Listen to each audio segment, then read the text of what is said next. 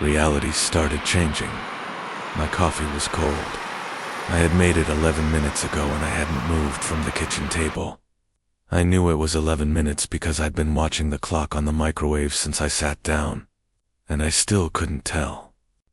What I'd been thinking about? Just sitting there, staring, like my brain had quietly stepped out and forgotten to come back. That was the first sign. I just didn't know it yet. My name is Daniel Marsh. I'm 34 years old. I work remotely from a house I rent on the edge of a small town in upstate New York. It's just me here. It's been just me here for about 8 months, since my girlfriend moved out and I decided I needed somewhere quiet. Somewhere I could think. I stopped being able to think in November. It didn't happen all at once. That's the part I keep coming back to. It wasn't one big moment where I could point and say, that's where things went wrong. It was gradual. It was so gradual that by the time I understood what was happening to me, I had been living inside it for weeks. The first thing I noticed was the forgetting, not big things. Nothing alarming. I'd walk from the living room to the kitchen and have absolutely no idea why I'd gone there. I'd find myself holding objects with no memory of picking them up. I'd check my phone and discover I'd sent a text to a friend that I had no recollection of writing. The texts made sense. They were coherent. They were the kind of things I would say, but I had no memory of them. It was like finding evidence of a version of myself I couldn't access. I told myself I was tired. I told myself I was working too hard and sleeping too little and living alone in a quiet house with no real routine. All of that was true. All of that was a reasonable explanation. But then there was the door. I have a door at the end of the upstairs hallway that opens to a small room I've been using for storage. Boxers, old furniture, things I hadn't gotten around to unpacking. I kept that door closed. Not locked, just pulled shut, and I had no reason to open it. I hadn't been in that room in weeks. One evening in early November I walked past it and it was open. Not wide open. About 6 inches. Just enough to see dark inside. I stood there looking at it and felt a strange pulse of something I couldn't name. Not exactly fear. More like the feeling you get when you realize you've been saying a word wrong your entire life, and someone has just corrected you. A sudden, uncomfortable revision. I closed it, told myself it had drifted open somehow. Old house, uneven floors. Completely reasonable. The next day, it was open again. Same 6 inches. Same thin slice of dark. I closed it, this time making sure it latched. I even pressed on it after, to confirm it was fully shut. It was. I stood there with my hand on it for a moment, and the house was very quiet, and then I went back to work. I started sleeping badly. Not insomnia exactly. More like my sleep had developed a shallow, restless quality. I'd wake at odd hours and lie there with a kind of all-of-a-level unease. I couldn't attach to anything specific. My heart would be going slightly fast. My eyes would be adjusting to the dark, picking out shapes. And I'd be aware, in a way I couldn't entirely explain, of the house around me. Its sounds, its spaces, the particular weight of its silence. There was one night where I woke up at 2:40 a.m. and just lay there, completely still, convinced that the air in the room had changed. Like the temperature had shifted by a degree or two, the way it does when another person has recently been breathing in the same space. I told myself the heating had kicked on. I pulled the blanket up and stared at the ceiling and listened. The house gave me nothing back. No creak, no shift, no sound of any kind. Just that faint, changed quality to the air, and the absolute silence that followed it, and my heart beating too fast for 2:40 in the morning. I checked the storage room door every morning. For 11 days it stayed closed. I began to relax. I told myself I'd fixed whatever had been causing it to drift. I let myself stop thinking about it. On the 12th day I walked past and it was open again. Same 6 inches. Same dark. This time I got a flashlight and went inside. It was exactly as I'd left it. Boxers stacked against the walls, a disassembled bookshelf leaning in the corner, a lamp without a shade sitting on top of a box labeled kitchen, dust on everything. Still air, nothing disturbed, nothing moved, nothing that could explain the door. Opening itself, nothing, except one thing. There was a box near the back wall, a medium-sized cardboard box that I definitely recognized as mine. It had my handwriting on the side books, it said, in my own black marker. I knew I'd packed it. I had packed it myself, 8 months ago, in my old apartment. The top of the box was open. The flaps were folded back, and the books inside had been looked through. I could tell, because of the order. I'm extremely particular about how I pack books. Spines aligned, organized by size. These had been gone through and put back, but not in the order I'd put them in. Someone had been in that box. Someone had looked through my books and then put them back like they thought I wouldn't notice. I stood in that storage room for a long time. The flashlight in my hand, the open box in front of me, the quiet of the house pressing in from all sides. I told myself I must have gone through the box myself and forgotten. It was the same explanation I'd been applying to everything. Tired, overworked, distracted, some kind of stress-related memory lapse. I kept using that explanation because the alternative was something I wasn't ready to look at directly. I started paying closer attention, and the closer I paid attention, the more things I found. My desk chair was sometimes at a slightly different angle than I'd left it. Not moved dramatically, just rotated a few degrees, like someone had sat in it and then tried to put it back the same way. My browser history had gaps in it that I couldn't account for. Not deleted, just missing. Like stretches of time where I apparently hadn't touched the computer at all, except I'd been sitting at that desk. I was certain I'd been sitting at that desk. A coffee mug on the kitchen shelf was in the wrong position. I keep my mugs in a specific order, largest to smallest. One of the middle mugs had been moved to the far left end, like someone had pulled it from its spot and replaced it in the wrong place. Individually, each of these things was nothing. Together, they were something I couldn't dismiss anymore. Something was wrong. Something was wrong with me, or something was wrong with my house.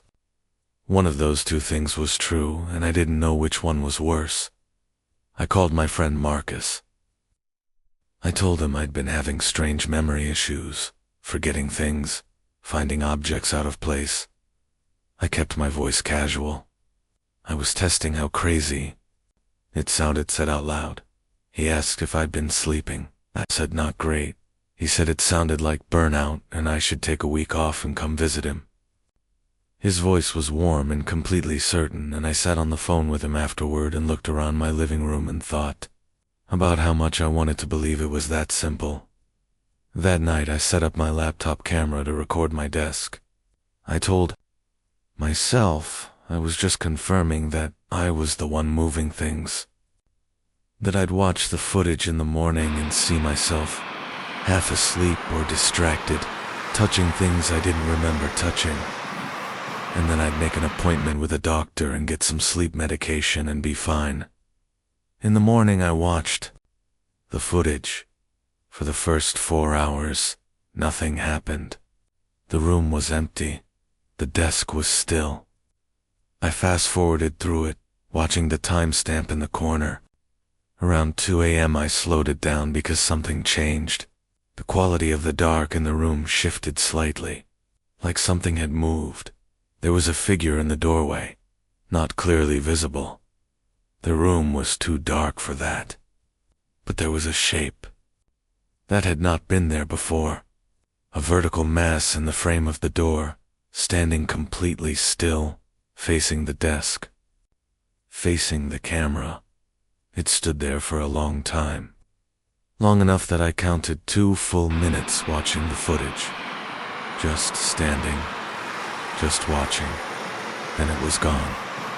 No dramatic movement, no sudden exit.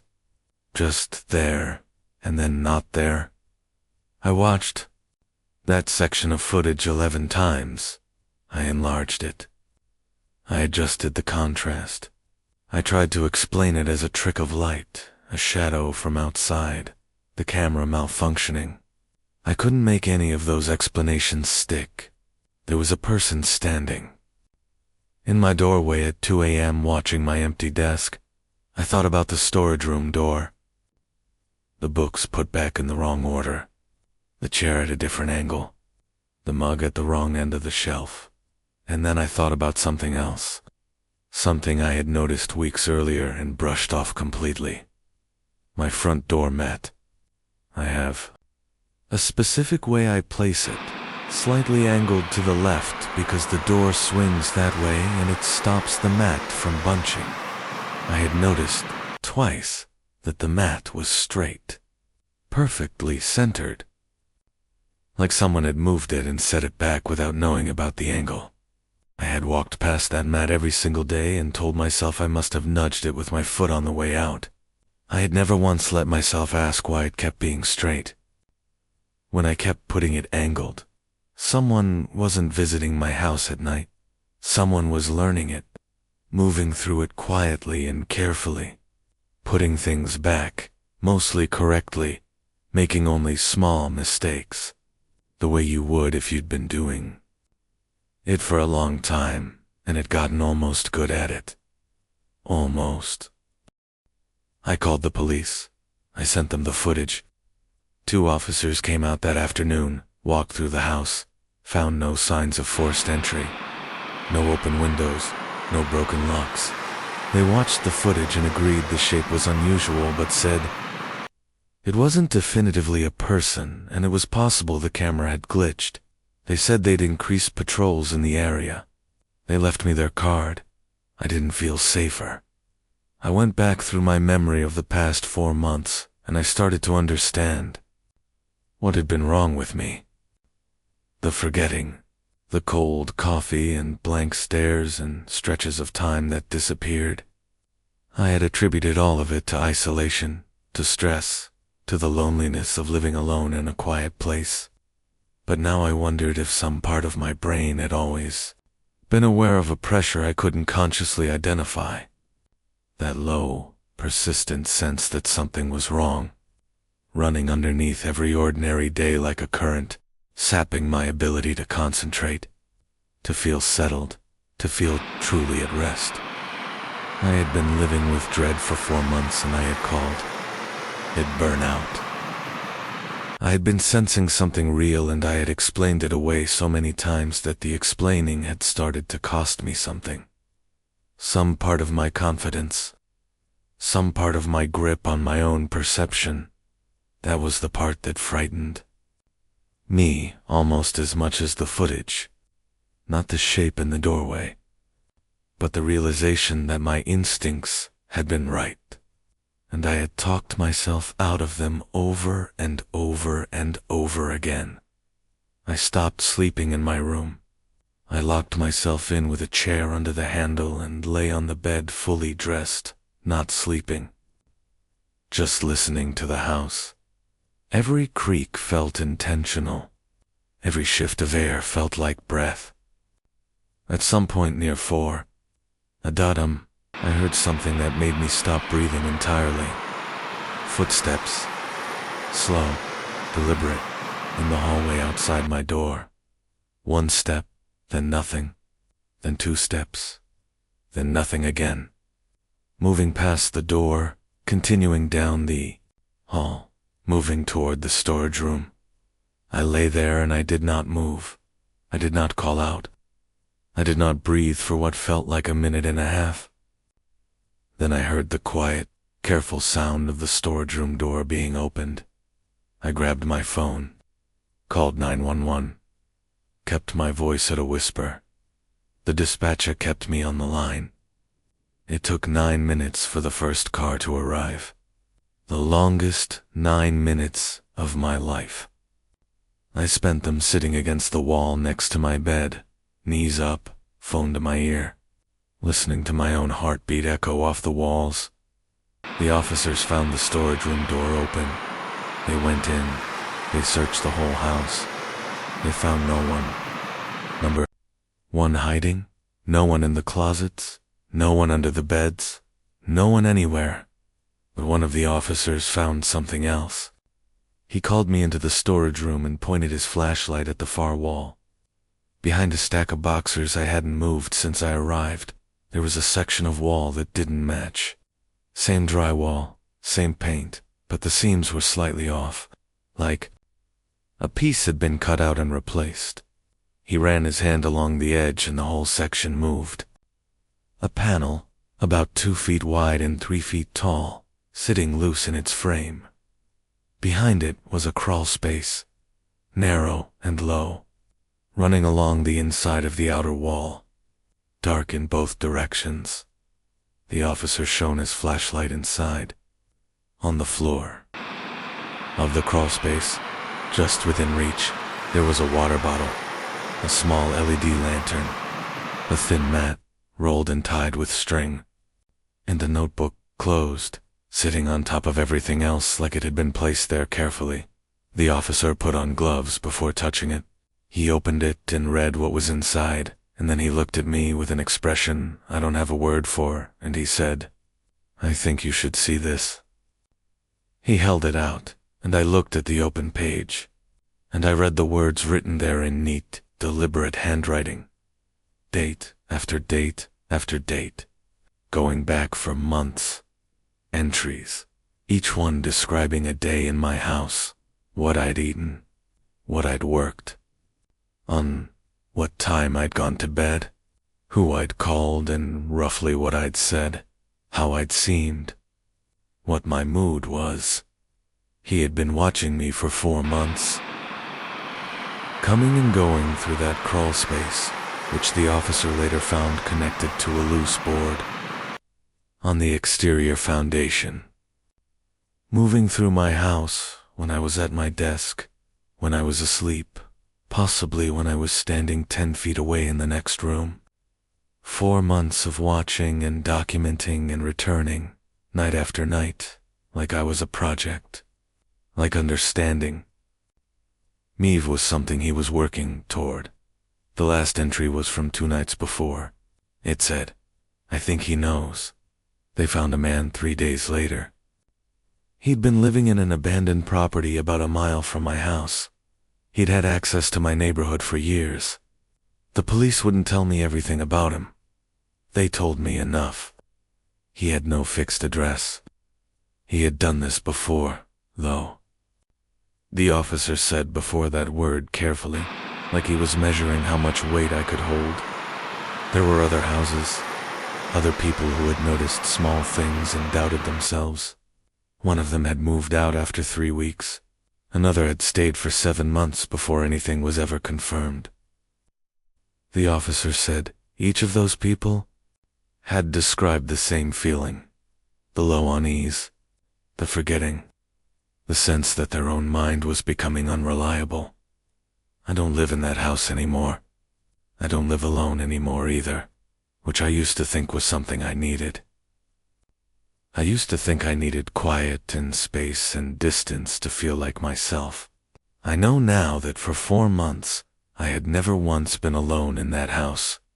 Every moment of quiet I thought I was having, someone was sharing it with me. Every moment of solitude, someone was 2 rooms away, or behind the wall, or standing in my doorway in the dark, watching me. And here's the thing that I cannot shake, the thing that changes every memory I have of that house. Those moments when I'd lose my thoughts, When I'd find myself sitting at the kitchen table, coffee going cold, 11 minutes passing without a single thought. I thought that was tiredness. I thought that was burnout. I understand it differently now. I think some part of me always knew.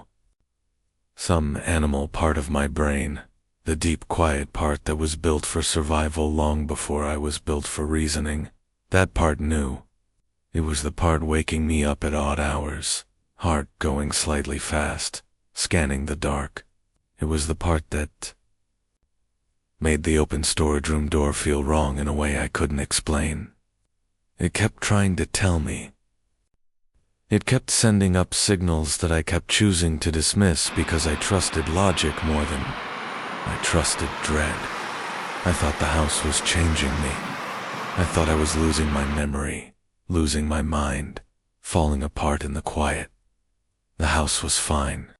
Reality was fine. I was fine. I just wasn't alone in any of it. And by the time I understood that, I had given someone 4 months of my life without ever knowing I was doing it. 4 months of thinking I was by myself in a quiet house. 4 months of being watched so carefully that the watcher knew my moods, my meals, my phone calls, my sleep. He knew me better than I knew myself in those months. And the worst part, the part that still sits with me at 3 a.m. in my new place, in my locked room, in a house I've checked and rechecked, the worst part is the last line of that notebook. Not the second to last. Not the one saying he thought I knew. The very last line, written at the bottom of the page, in the same neat, unhurried handwriting as everything else. Written after he knew I'd called the police. Written after I'd moved out, it said, "I'll find somewhere quiet again soon."